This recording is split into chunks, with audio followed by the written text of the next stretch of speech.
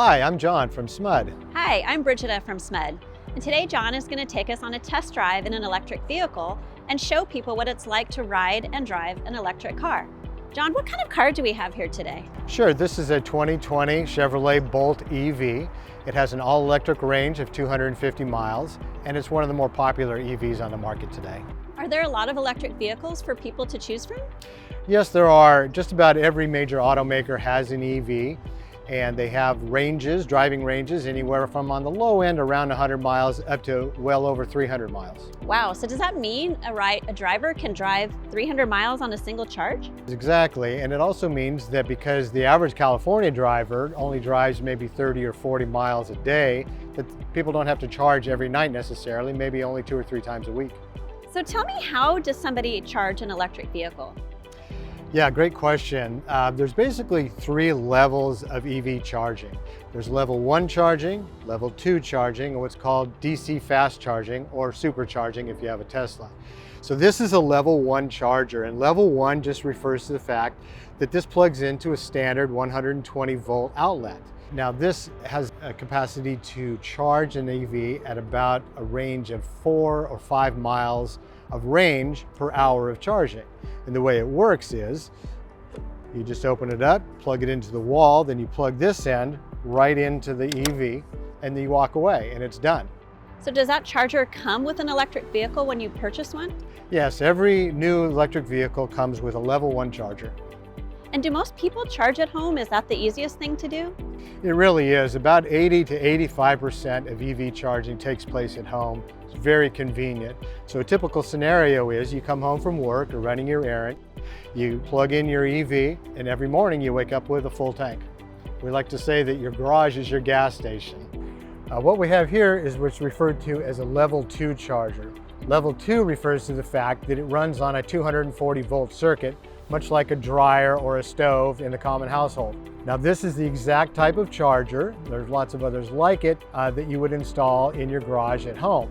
It'll charge at a much faster rate than the level 1 charger, where that would add 4 or 5 miles of range per hour of charging. This type of charger can add as many as 10, even 35 or 40 miles of range per hour of charging. You'll also find these out around town in malls, in movie theater, parking lots, any place where you'd spend a lot of time. Now, as you can see, this is the exact same plug that was on the level 1 charger, and it plugs into the same spot on the car. One of the things you really notice about EVs is the quiet and smooth ride. There's no pistons, no motor turning. It's an electric motor, so it's very quiet, very smooth.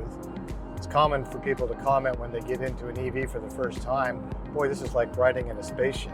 As I merge onto traffic, you can really feel the power and the acceleration of the EV. EVs have direct current or DC motors in them, and they're very responsive. So when you press on the accelerator, it just takes off, which is really great when you're in passing mode or getting on a freeway or just need that extra burst of power. So when you need to pass someone, that acceleration really comes in handy. Very responsive, very quick, and when you press on the accelerator, it just takes off right away. So as I take my foot off the accelerator, the regenerative braking kicks in on a car, and you can see right down here that little green circle going around regen. What that is the car's motor turns into a generator when you take your foot off the accelerator, and it starts slowing the vehicle down just a little bit.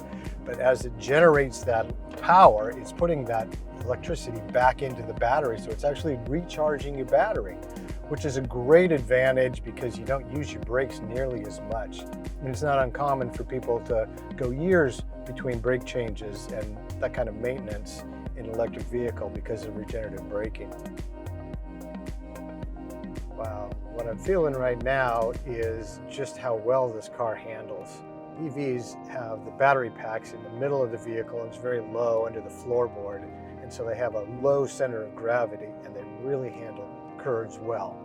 So that low center of gravity helps in all kinds of road and weather conditions and really builds confidence as you're driving, really feeling control. Now I'm out at a local neighborhood grocery store shopping center, and this is what's referred to as a DC fast charger, sometimes also called a quick charger or occasionally a level 3 charger. Now these are high-powered charging units that you'll only find out in public places. They will provide as much as an 80% charge in as little as 20 or 30 minutes, depending on how big your battery is in your car. Now they're very easy to use. You simply take the handle and you plug it in just like we did with the level 1 and level 2 charger, and then you follow the directions that are on the screen. It's as easy as paying with a credit card, just like you would with anything else. Or you can use a phone app for these. So on your drive, did you mention maintenance? What's the maintenance involved with owning electric vehicles? That's a common question, especially with an all-battery vehicle, battery electric vehicle. There's no oil, so there's no oil changes, which is not only a great convenience, but it's also a good cost savings too. I talked a little bit on the drive about regenerative braking and how the engine acts as a generator and charges the batteries and slows the vehicle at the same time, so brakes aren't used as much and they don't require nearly as much maintenance or replacement over time. So overall, there are way fewer moving parts, a lot less heat, a lot less friction in an electric vehicle. So that all adds up to less wear and tear and lower cost of ownership, lower maintenance costs. The only regular maintenance for most EVs is just rotation of tires.